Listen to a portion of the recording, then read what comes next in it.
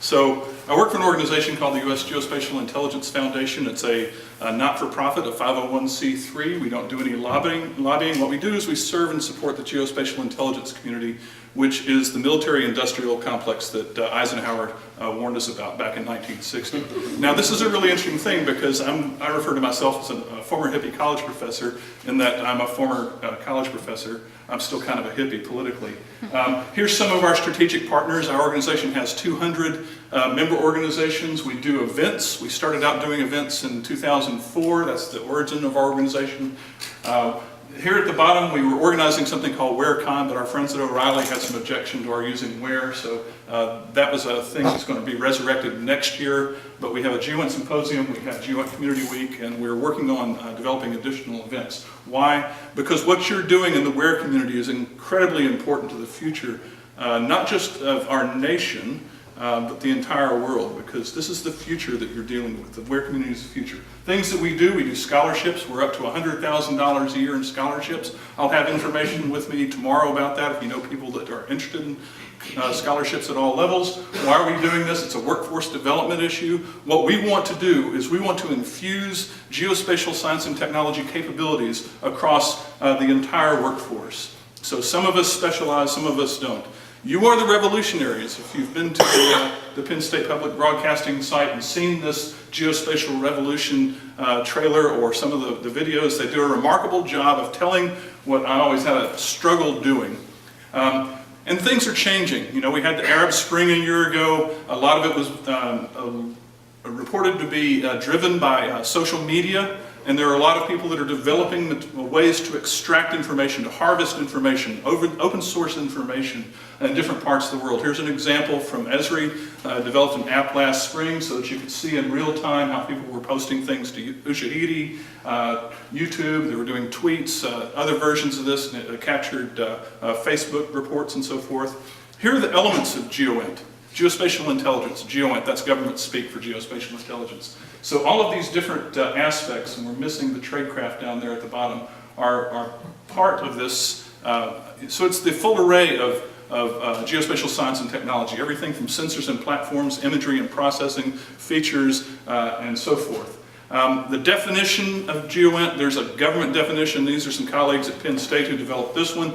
I think the key words here are actionable knowledge, which I think is valuable to every human endeavor, and geospatial reasoning. And I talk about spatial reasoning often when I give these presentations. This is 5 minutes worth of 60 minutes that I typically do.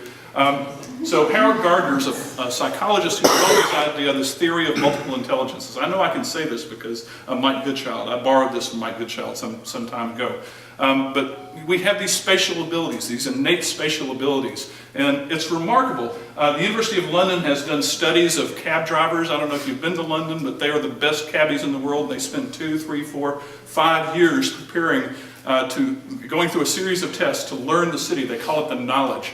And they've done some tests where they've discovered that the hippocampus, which has a lot to do with spatial memory, has grown and enlarged in the cab drivers. So you can exercise your spatial capabilities.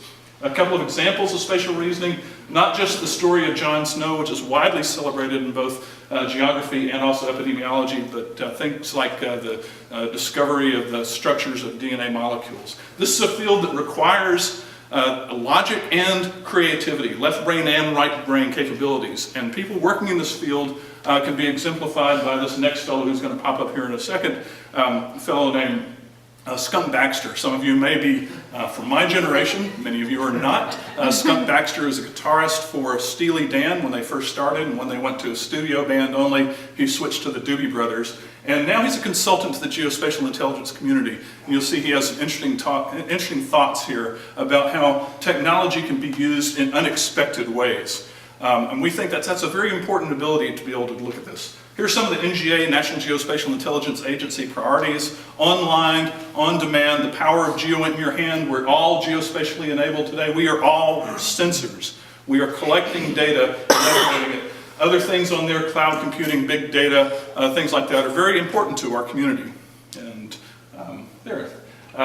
So you see now that the government has made a commitment to acquire secured Android phones, and they're being deployed to units in the field. as they prepare to capture more and more information. It's a useful tool for downloading information out in the field, but also uploading information as human beings become sensors. We are our own remote sensors.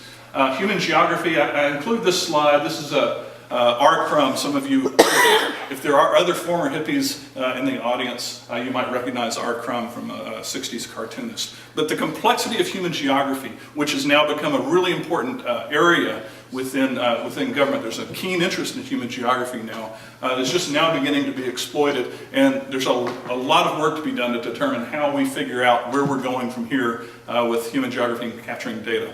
I'm a big geographer. I love geography. What I love about it is it's a metadisciplinary field, and I think that's critically important because what we do is we are synthesizers. We integrate information from a diversity of sources and derive knowledge, actionable knowledge from that. And at the very end, what I'd like to point you to are 3 websites. The USGIF.org website is our corporate site, GeoINT.com is our blog, and GeoINT TV shows keynote addresses from speakers at our events. Thank you very much.